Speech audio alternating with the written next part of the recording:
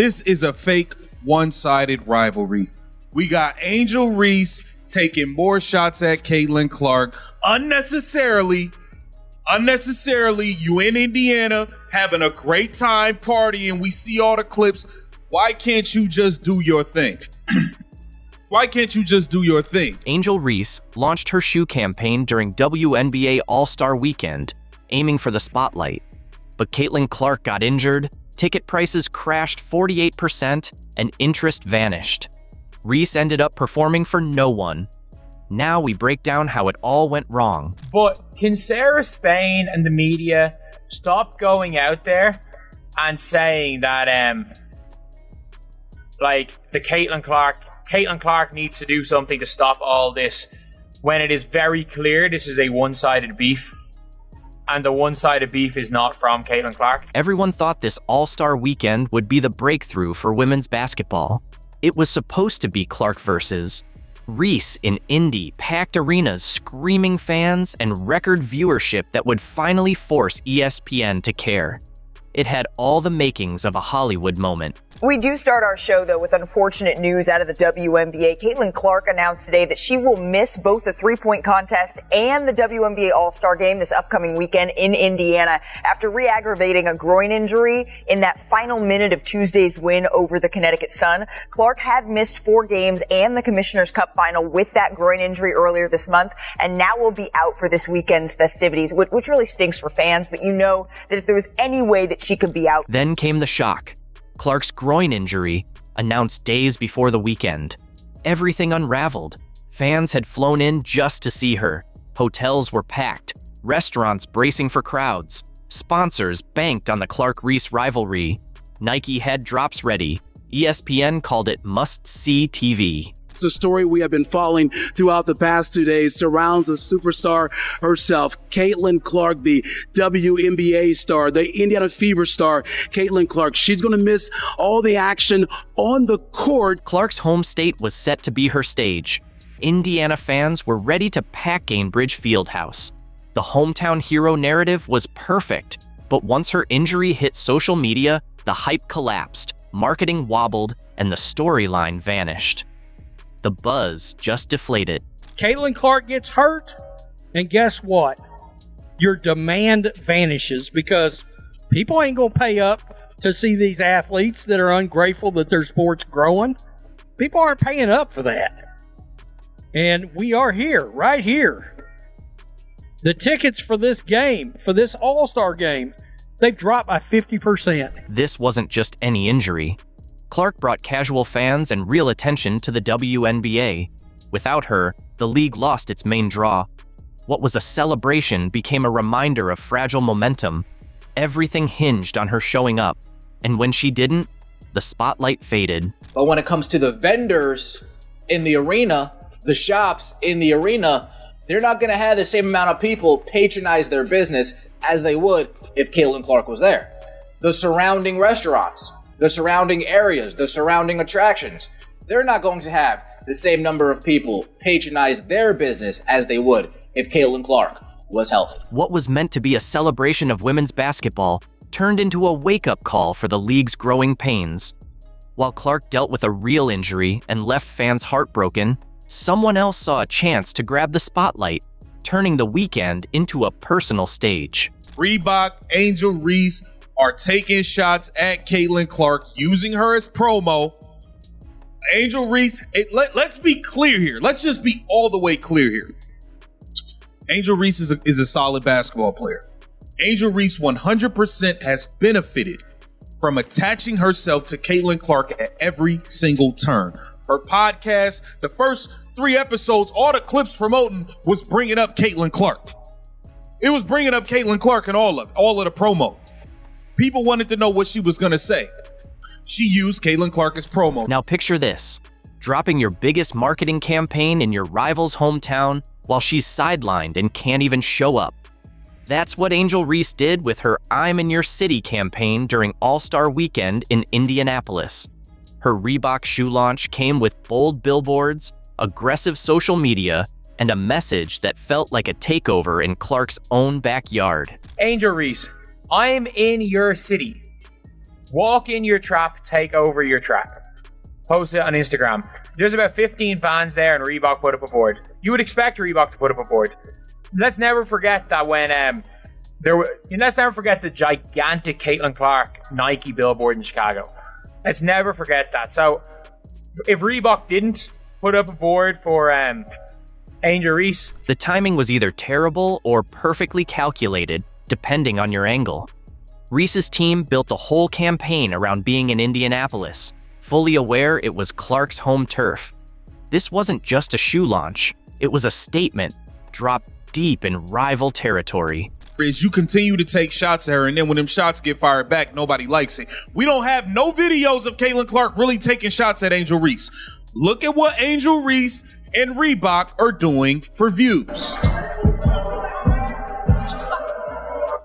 Walk in your trap, take over your trap. This is promo they're doing in Indianapolis, where Caitlin Clark plays. That is a clear shot.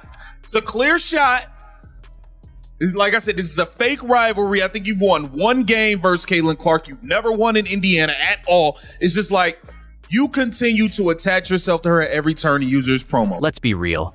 Reese flooded social media with walk in your trap, take over your trap messaging, even backing it with Bankroll Fresh's take over your trap on her Instagram story. But with Clark sidelined, it came off like she was claiming a win by default.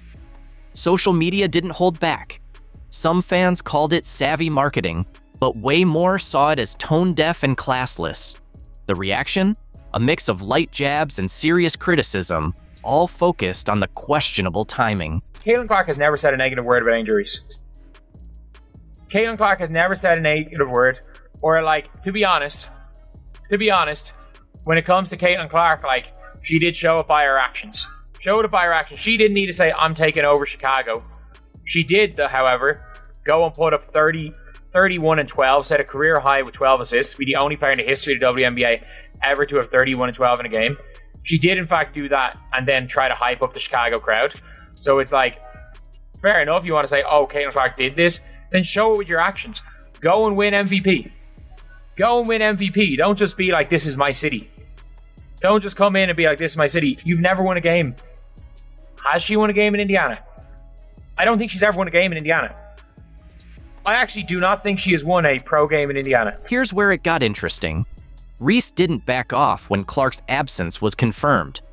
While other players showed respect and dialed down the competition, Reese pushed her campaign full throttle. The contrast was clear. Most All-Stars were there to celebrate the league. Reese, meanwhile, seemed focused on fueling a rivalry with someone who couldn't even suit up. Now with Reebok she's using. This is nonstop. She has attached herself to Caitlin Clark at every single turn, and she has benefited. Let's be clear here. Yes, she does receive backlash. She does receive negativity.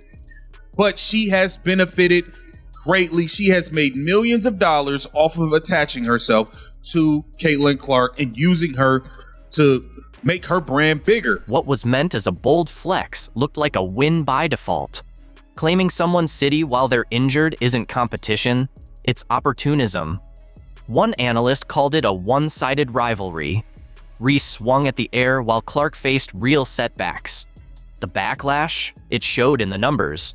This is absolutely a one-sided rivalry. And we've got to say it like it is. We can't say Caitlin needs to do this, Caitlin needs to do that. Let's be real. The only reason this is still a rivalry is because the other side of the rivalry won't stop it. And by the way, it is extremely beneficial for Angel Reese to be in this rivalry. Want to see Clark's impact? Look at the numbers. Ticket prices crashed from $121 to $64, a 48% drop. It wasn't minor. The market shouted her value. TickPick had the game set for a $262 average until her injury. That record-setting hype? Gone, along with Reese's credibility.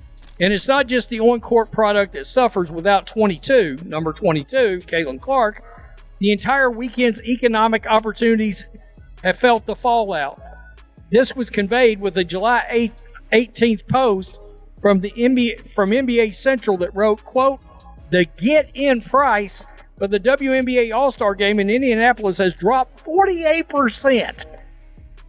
from $121 a ticket to $64 a ticket after the news broke that Caitlin Clark won't be playing. Clark's impact is superstar economics. When she missed games in May, ticket resale prices dropped 47% in DC and 71% in Chicago. Unheard of. Sponsors scrambled, WNBA packages sold out, arenas filled fast. But without Clark, all that planning felt shaky. From $121 all the way down to just $64 after news broke that Caitlin Clark won't be playing. These are people saying, I'm done. I don't want to watch. Caitlin Clark's not. I bought tickets solely to watch Caitlin Clark in the All-Star game.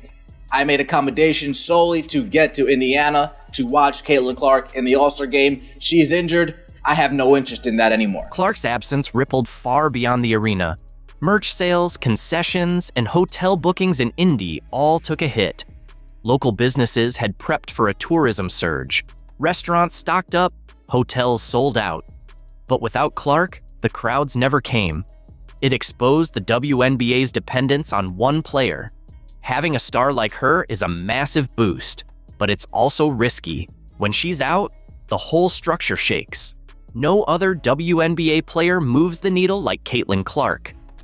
I have yet to see a single example of Angel Reese being a leader outside of rebounding her own missed layups. What does Angel Reese do? What is her contribution? You tell me, because I'm not seeing it. I know I'm harsh on Angel Reese, but she considers herself a star. If you're going to call yourself a star, I expect you to perform like a star, especially in big moments. Caitlin Clark was injured. Angel Reese was the only star on the court last night. And for 27 minutes, she completely disappeared. Angel Reese just suffered the most humiliating moment of her career in front of a packed house and primetime viewers. She scored a mere 4 points on 2 of 7 shots as the Indiana Fever crushed the Chicago Sky by 27. But here's the kicker. The Fever played without Caitlin Clark, Sophie Cunningham, or even their head coach. And the moment that truly shattered Reese's confidence? We'll break it down in this video. Caitlin Clark pulled off a live TV move that completely put Reese in her place. Well, there's a lot of reaction coming in from last night's drubbing, destruction, annihilation, cremation, whatever you want to call it, roasting, sauteed, whatever your form of cooking may be. But the Indiana Fever absolutely dismantled the Chicago Sky. You know a player isn't a true draw when tickets to their game drop to the price of a gas station candy bar. This United Center showdown was supposed to be Angel Reese's chance to prove she could pull in crowds and viewers without Caitlin Clark stealing the spotlight. All season, the Chicago Sky pushed the story that Reese was just as much of a box office star as Clark, that fans showed up to watch her shine too. Angel Reese is now quoted as saying, I'll look back in 20 years and be like, yeah, the reason why we're watching women's basketball is not just because of one person. She refuses to say Caitlin Clark's name. It's because of me too, and I want you to realize that. Then reality hit like a freight train. Once Caitlin Clark was ruled out with her quad injury, ticket prices crashed from premium to just $3. $3. You can't even grab a decent coffee for that. Yet, that's what people were willing to pay to watch Angel Reese at the United Center. This wasn't a small dip. Tickets once priced for a marquee WNBA showdown suddenly tanked. The moment Clark's absence was official, the secondary market collapsed. Scalpers couldn't give tickets away, and fans who'd been hyped lost all interest. Now, it's crystal clear. There's only one true star. Last night was somewhat of a big moment for Angel Reese and the Chicago Bravado. For starters, the WNBA moved the game out of the local dump the Bravado usually play in and relocated to the United Center, which is the largest arena in the NBA, holding over 20,000 people. Now, to their credit, There seemed to be a good crowd in the United Center last night. I had someone who was at the game send me a few pictures, and most sections seemed to be filled. It wasn't a sellout, but there was supposedly over 19,000 people in attendance. Of course, it's easier to draw a decent crowd when tickets are selling for $3 hours before the game starts. Social media told the full story. Fans flooded timelines with screenshots of $3 tickets, peppered with laughing emojis, joking they could take their whole family to the game for less than parking costs. The hype around this United Center showdown deflated faster than a punctured basketball. Let's be real. This was Chicago's big moment to shine. The Sky kept claiming Reese had her own fan base, was must-watch TV, the main draw.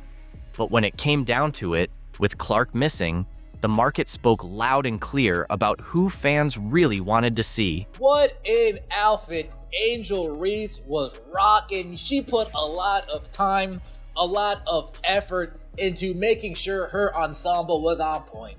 Are my boots matching my jacket?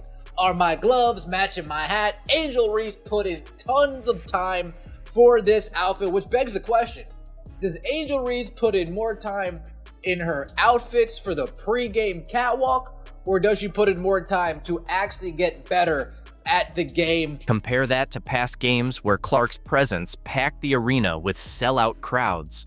Fans lined up hours early just to catch a glimpse of Clark warming up. The difference couldn't have been more glaring.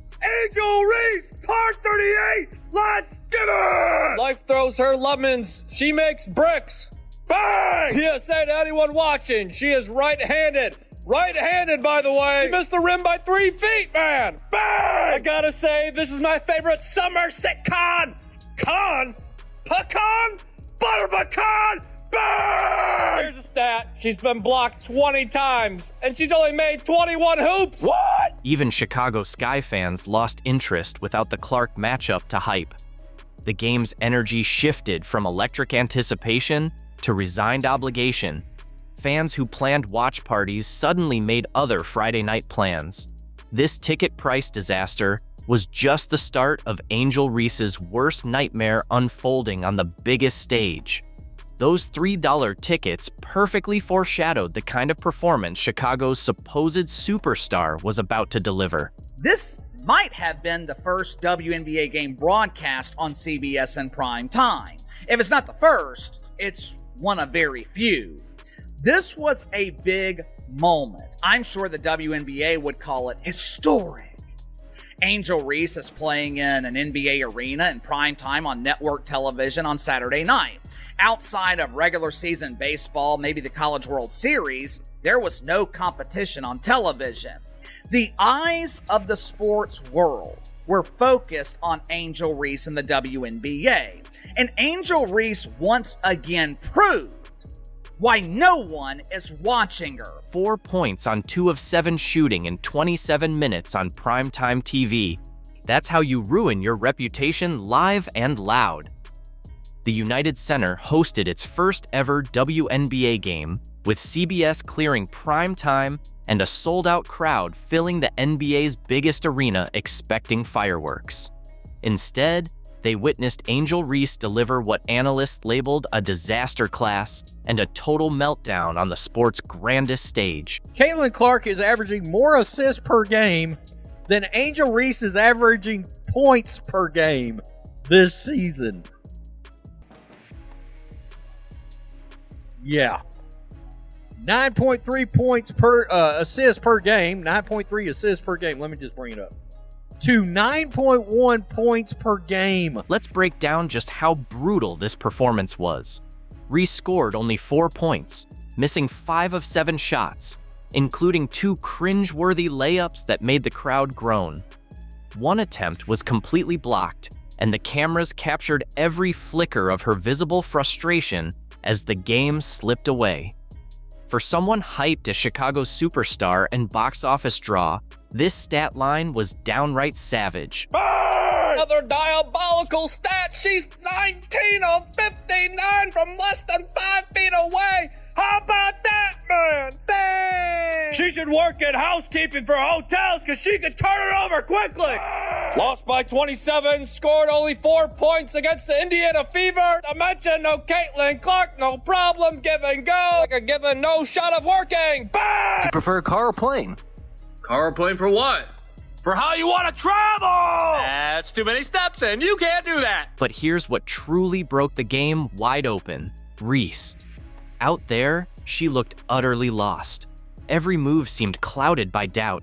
Every decision a step into uncertainty. The weight of the moment crushed her, and Indiana's defense tore through her composure like a storm. The cameras caught it all.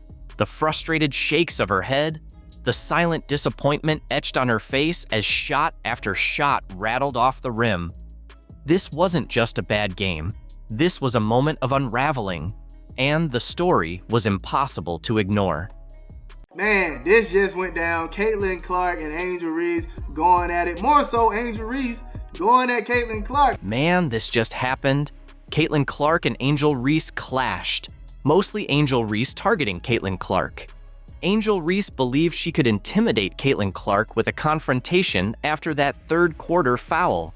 Instead, she unleashed a triple-double beast who went on to dismantle her entire team on national TV. My goodness gracious. Destroyed the sky in front of a sold-out 17+ thousand.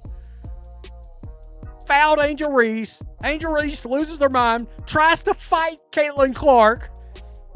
It's glorious. The season is back. It is on. A triple-double in the first game back. When the dust settled at Gainbridge Fieldhouse, the scoreboard showed 93-58 in favor of the Fever. Reese faced a 35-point blowout, while Clark had just made WNBA history once more in the season opener. Talk about instant regret and a plan that spectacularly backfired.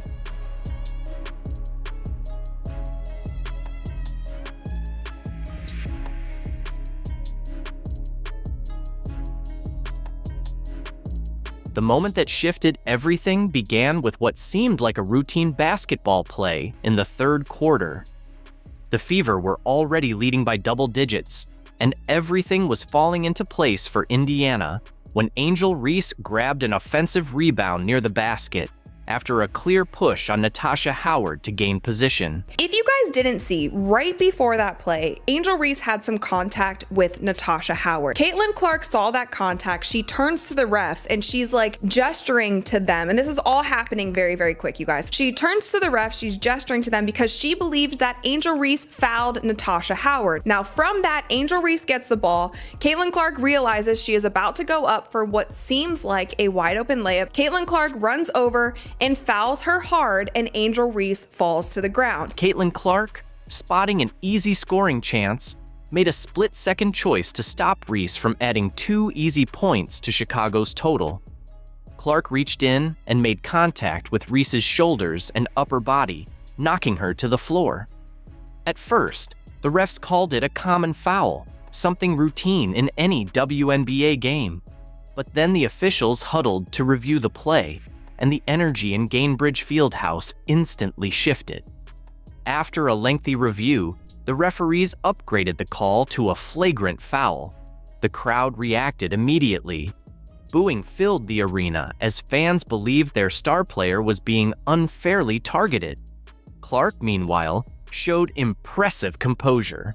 When asked later, she simply said it was a good take, foul with no malicious intent. Now, basketball 101, if somebody has a wide open layup and you have a foul to give, it is in your best interest to foul that shooter so that they don't get an easy 2 points. And what Caitlin said during an interview with Holly Rowe, she essentially said it was either Angel gets a wide open layup or we send her to the free throw line. It was a basketball play. There was nothing malicious behind it. I just knew I had to foul her hard. And that is exactly what it looked like to me. She went for the ball, she went across her body. Now Angel got tied up in it and she did fall down. Reese's reaction told a very different story. The instant the call was upgraded, she strode toward Clark with frustration clearly etched on her face. Her body language shouted confrontation, shoulders squared, jaw clenched, eyes locked on Clark. This wasn't just about a foul call. Reese was sending a clear message that she wouldn't be intimidated by the Indiana star. Angel Reese gets up. Aaliyah Boston shoves her, gives her a little stiffy. Hey, don't come at Caitlyn. But look at her. Angel Reese upset. Oh my gosh. Hey man, this was hilarious. Look, Angel Reese was pissed. Look at her. She was still going out there a little bit. Look, took the jersey out. Well, what's going on? Look. Crew Chief Roy Gabayan later defended the flagrant call in the pool report, saying it wasn't a legitimate basketball play and involved unnecessary contact. But what happened next revealed exactly what kind of team the Fever have become. Aaliyah Boston immediately stepped between Clark and Reese, physically placing herself as a shield to protect her teammate. Boston's intervention earned her a technical foul. Yet that moment made something clear. This Fever team wasn't just Clark's supporting cast. They were a united front, ready to stand together when challenged. I thought Angel Reese and Caitlin Clark were cool. But I don't know, man. The way Angel got up, she was like, Look at her. Ooh. I mean, she was getting after it, fam. Oh my goodness. Now, the funny thing was Caitlin Clark sniffing, walking away. Hold on, let me see if I can get a good angle. Yeah, look. watch Caitlin Clark's face right here. Watch this. Meanwhile, the Chicago Sky bench exploded at the confrontation, clearly hoping this moment would disrupt Clark's rhythm and shift momentum their way. Players jumped up, coaches clapped, and for a brief instant, their energy surged as they sensed a chance to claw back into the game. What unfolded during those tense seconds revealed everything about both players. Clark stayed composed, refusing to engage in any back and forth. Reese, meanwhile, seemed bent on making a physical and mental statement. One player was locked on the scoreboard, the other on asserting dominance in their personal duel. This attempt to unsettle Clark would turn out to be a disastrous miscalculation by Reese and the Sky. Instead of intimidating the superstar, Reese had unknowingly ignited a fuse that would blow up in her face over the next 15 minutes of play. The confrontation didn't rattle Clark, it unleashed her. She came away with 20 points, 4 blocks, that's a career high for her, 2 steals, 10 assists, and 10 rebounds. Like, who are you, Caitlin Clark? If Angel Reese believed she could intimidate Caitlin Clark, what followed must have felt like a nightmare playing out in real time. The confrontation didn't shake Clark. It turned her into a basketball force the Chicago Sky couldn't counter. Rather than faltering under pressure, Clark raised her game to a whole new level. On the very next possession, after the flagrant foul, she calmly dribbled up the court, signaled for a screen, and sank a three-pointer that sent Gainbridge Fieldhouse into a frenzy. The message was unmistakable: I'm not backing down. Hey, look. One thing about this Indiana Fever team, you better come correct, man. Because if you try to do anything to anybody, look over your shoulder, man. Look over your shoulder. Because somebody is coming with some get back. They are taking up for each other. Even Stephanie White got hot. With the crowd now fully fired up and behind her, Clark led the Fever offense with surgical precision. She delivered no-look passes to cutters that seemed impossible. She attacked the lane, drawing defenders before kicking out to open teammates. When defenders backed off, she punished them with step-back threes that had fans leaping from their seats. Her stat line started filling up across the board. Clark wasn't just scoring. She grabbed rebounds over taller opponents, blocked shots at the rim, jumped passing lanes for steals, and set up teammates for easy baskets. Caitlin Clark is back with revenge and not taking any mess. You understand me? Trip dub Caitlin Clark for the first game. Oh my gosh, a blowout win. Ridiculous. The roar inside Gainbridge Fieldhouse swelled with every electrifying moment from Clark. Every basket she sank, every steal she snatched, every relentless hustle play sent the crowd into a frenzy, an unstoppable wave of noise and passion. The energy pulsing through the arena built an overwhelming home court fortress that crushed the Sky spirit more and more with every ticking second. Angel Reese picking up right where she left off, breaking more WNBA records, but unfortunately for Sky fans, it came in the form of a loss, 99-74. Angel Reese just made WNBA history, though probably not the kind she was hoping for. In a game against the New York Liberty, the Chicago Sky forward went 0 for 8 from the field, failing to score a single basket. It marked the most painfully unforgettable and undeniably hilarious performance of her professional career so far. Well, it may be time for Angel Reese to consider taking up a different game. Tiddlywinks, maybe? I don't know. I don't know what game she wants to possibly take up. I know one thing, she can't wait for the Unrivaled season to start at this point. Guess what? It wasn't just Angel Reese. The entire Chicago Sky squad had a night to forget. We've got the jaw-dropping stat that marks this as the worst start in WNBA history. Meanwhile, Caitlin Clark and the Indiana Fever made a strong comeback with a statement victory. The Chicago Sky, you're seeing that right. 9 points in the second quarter. 9 points. Folks, if a team scores less points than you have fingers, that's bad. You know what happens when a pro basketball player can't hit a single shot from the field? You get Angel Reese's performance against the Liberty. Actually, let's be honest, you get Angel Reese on a regular night. In this particular meltdown, she went 0 for 8 from the floor and scraped together just 2 points from free throws. That's right, 2 points.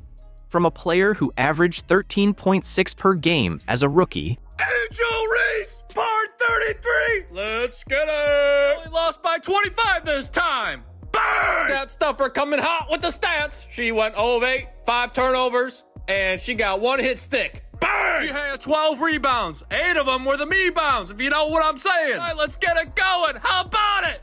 Bang! Again, there's another me-bound. Let's do it again. Bang! Another me-bound. Do it again. Bang! Another me-bound. One more time. Bang! Wait, you're allowed to pass the ball? The breakdown of what went wrong honestly reads like a comedy sketch. During one brutal possession, Angel Reese missed 4 straight shots right under the rim, grabbing her own rebound each time. Picture it. She gets the board, puts it back up, misses, grabs it again, misses, and again, and again. It was a loop so painful, even the most loyal Sky fans were questioning reality. The viral clip of the sequence had basketball fans all over social media, wondering if Reese had forgotten the most basic rule of the game: how to put the ball in the hoop. Don't tell her when you travel, you need your real ID now! Bang! Free throws ain't free! Bang! Again! Bang! All right, brother, who at the zoo is responsible for letting the giraffes out of their habitat? How many steps was that? Traveling! Bang! Does a fly and Angel Reese have in common? They both get swatted. Bang! Green company reached out. They said, I want to sponsor you. I said, you don't have my flavor. They said, what's your flavor? I said, butter pecan! Bang! He's shooting 23% from less than 5 feet from the basket. 4 of 17 from right there! What? Throws are fundamentals. Bang! What did she do in the offseason? Bang! These weren't tough, contested shots with defenders in her face. Angel Reese had wide open looks right under the basket. The kind high school players are expected to sink without a second thought. The kind that make coaches yell at their TVs because missing them just doesn't make sense. And yet, Reese managed to miss every single one in impressively creative fashion. And it was Angel Reese setting women's basketball back 30,000 years at this point. I mean, truly. I would say back to the age of T-Rex, but she does get rebounds, so she can't actually rebound the ball. What she cannot do is shoot the ball at all. And the same woes from last year are back, but I'm going to point something out. But Reese's struggles didn't stop at just shooting. She also committed 5 turnovers, throwing a wrench into any rhythm the Sky tried to build. Every time Chicago gained a sliver of momentum, Reese would either blow an easy shot or lose the ball at a crucial moment. Her body language said it all, frustration mounting with every miss until it finally boiled over with a technical foul for arguing with an official. And another loose ball foul. They're going to give it to Angel. And this one might be challenged. We'll have to see. And Angel Reese, I think, just got slapped with a tech. This showing ranks among the worst individual shooting nights in WNBA history, especially when you factor in the sheer number of missed gimmies. Even defense-first players usually manage to put something on the board. Going 0 for 8 is rare and nearly unheard of when half those attempts come from point-blank range. Okay, so now we've got a person standing in a room with a spotlight on them every time they play basketball. And the basketball is not good on top of it. It wasn't good beforehand, but guys, 26 minutes. Almost 20. Let's just call it 27 minutes. When you're at 26:56, we're calling it 27 minutes. 0 from 8 for the field. 8 offensive rebounds. Don't worry, we'll get to the video. 12 rebounds. 5 turnovers, 2 points. The most embarrassing part? Despite grabbing 12 rebounds, 8 of them offensive, no one's talking about those numbers. Because when you shoot 0% from the field and finish with just 2 points, your rebounding stats don't matter. After the game, Reese tried to stay upbeat, saying she was staying poised and focused on the next shot. But this wasn't just a bad shooting night. This was the kind of disaster that fuels low-light reels and stays on forever in social media infamy. When a pro athlete makes history for being this ineffective on offense, it's clear something went seriously wrong. That's bad. If a team scores less points than the amount of fingers you have, that is a serious issue. But Tyler Marsh, salute to you. Salute to you. You are going to ride out with this Angel Reese point forward nonsense. I most thoroughly appreciate your contribution to the WNBA. Thank you, Tyler Marsh. Thank you. Individual struggles are one thing, but when an entire team collapses, you get a new low in WNBA history. The Chicago Sky managed to do what no team has done before. Open their season with a staggering negative 60-point differential across just 2 games. Let that sink in. 60 points. They were blown out 93-58 by Indiana, then crushed 99-74 by New York. This isn't just bad basketball. This is historically awful basketball. What record did Angel Reese break? I didn't say it was a good record. I never said that. Shout out to you, Priceless. I missed this. Historically bad shootings with a E emoji. Angel Reese goes 0 for 7 from within 4 feet of the basket to tie most misses from that distance in the WNBA over the past 10 seasons. This must be a Caitlin Clark fan at ESPN. Surely nobody who follows the ESPN playbook and narrative will write this. This had to have been a darn Caitlin Clark fan. Historically bad. The Liberty didn't just beat Chicago. They dismantled them while making WNBA history of their own. New York sank an incredible 19 three-pointers, setting a new league record for the most threes in a single game. 19. The Sky's defense was so out of sync, Liberty shooters were getting wide-open looks from every spot on the floor. When professional players are hitting threes that effortlessly, it's not just a hot night, it's a sign your entire defensive game plan has collapsed. Lexi Hall being back in Indiana in the gym, working out. We saw Keith Porter in there. We saw Lexi shooting her shots. We saw Lexi with reverse layups. Ever wonder why some players seem to keep improving while others hit a plateau? The Indiana Fever just dropped Lexi Hull's latest workout video, and it's shedding light on everything that's wrong with Angel Reese's current training method. This isn't just a slight difference.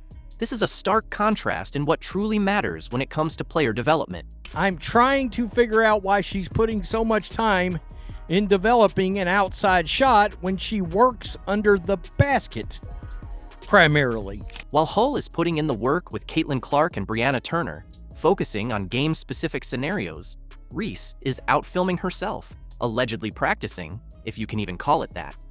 One player is building habits that lead to championships, while the other is creating an Instagram highlight reel that has no relevance to her actual role. Let's break down why this is so important for both their futures and how Reese's practice is falling short. As Lexi Hull, she's back. Have you seen what Lexi Hull's training looks like? The Indiana Fever just released a video that's getting attention for all the right reasons. Unlike the flashy, over-the-top workout videos flooding social media, Hull's footage is refreshingly real, showcasing genuine basketball development with a clear sense of purpose.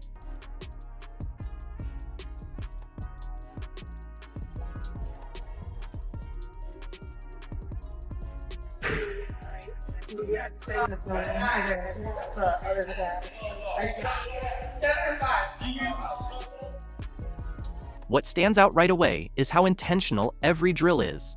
Hull isn't training solo. She's working alongside Caitlin Clark and Brianna Turner, running through targeted sets to improve their on-court chemistry. This isn't just aimless shooting practice. It's a deliberate approach focusing on the exact areas where Hull faced challenges early last season.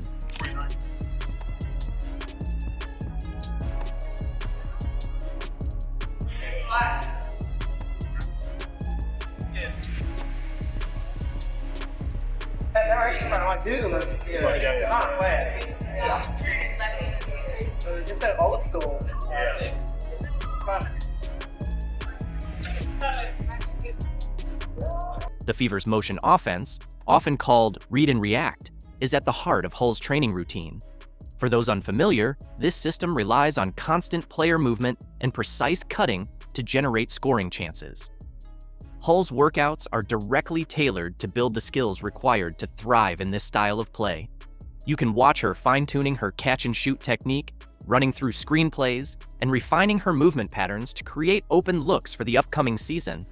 Her training targets 3 key areas that align perfectly with her role: foundational shooting mechanics with a textbook high release, screen and cut actions, focusing on finishing at the rim, and the development of a consistent mid-range game, including floaters.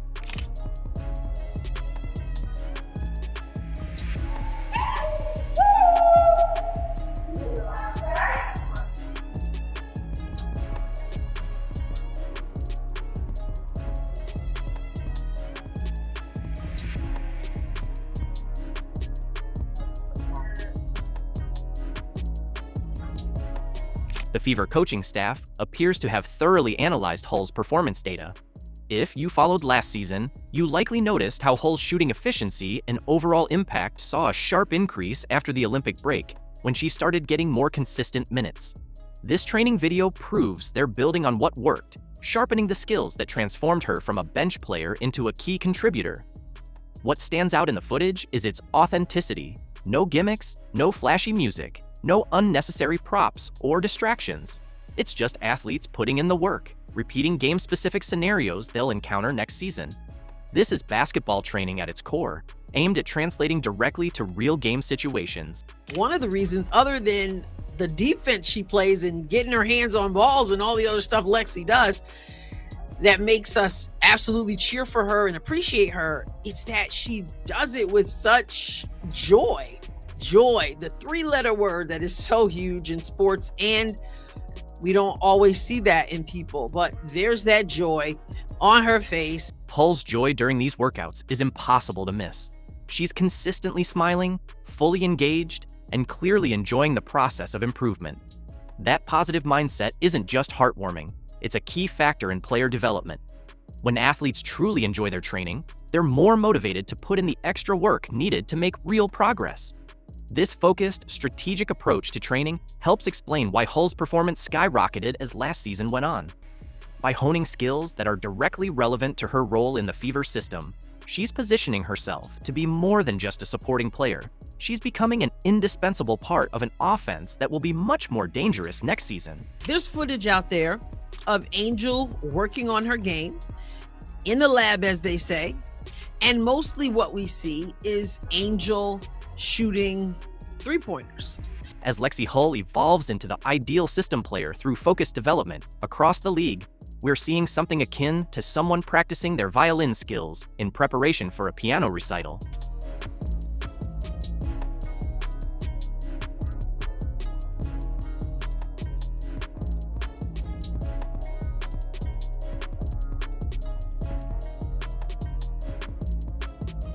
Now, let's switch gears and take a look at Angel Reese's training videos, which have Chicago Sky fans scratching their heads. When a 6'3" post player, who shot just 18% from beyond the arc last season, spends her off-season trying to become the next Steph Curry, instead of focusing on improving her 44.5% finishing rate within 5 feet and 39% overall, it raises some serious questions about her priorities. It's just a fact.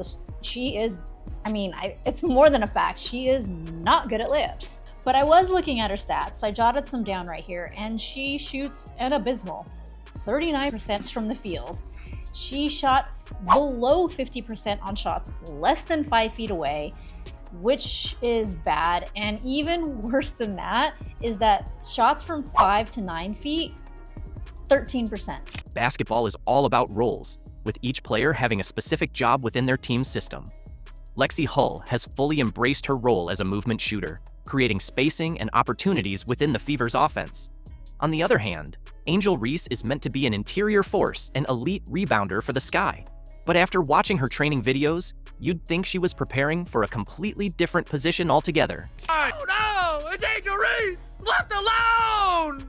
Bang! My money, and I want it now! Corner 3 ball! Butter pecan! Burn! Y'all gonna disrespect me and not guard me? Well, hand down, man down. Burn! McDonald's handing out brand deals for this kind of bag work. I'll take a lot less! Help a brother out! Bang! Really only need 3,997 more threes to catch Steph. Bang! Chicago Sky fans aren't holding back either. Social media is flooded with comments like, "Why is she working on threes when she can't even make a layup?" This reflects the frustration of seeing a player focus on skills that aren't addressing her most pressing development needs. One fan even pointed out, is Reese trying to be Steph Curry or Caitlin Clark? The difference in approach couldn't be more obvious. Tell me why I love her odds. Look at her defenders. They moonwalk backwards. She's always gonna be open. Bang! If only the IRS left me alone like Angel's defenders leave her alone. Tax evasion! Bang! Her new nickname is 7-Eleven because she's open 24/7, baby. Bang! Shout out to my Detroit Pistons, Cade Cunningham. This is for you! The numbers reveal an even more eye-opening story. Did you know that nearly 40% of Reese's rebounds come from her own missed shots? That's not a mistake. Almost half of her rebounding stats are from cleaning up her own misses. Rather than focusing on becoming a more efficient finisher around the rim, which would instantly raise her value, she's taking three-pointers that have little to no chance of becoming a significant part of her actual game. So refreshing to see some shots actually make it. Refreshing? Oh no, that's Angel Reese's music! Bang! You like Mustangs?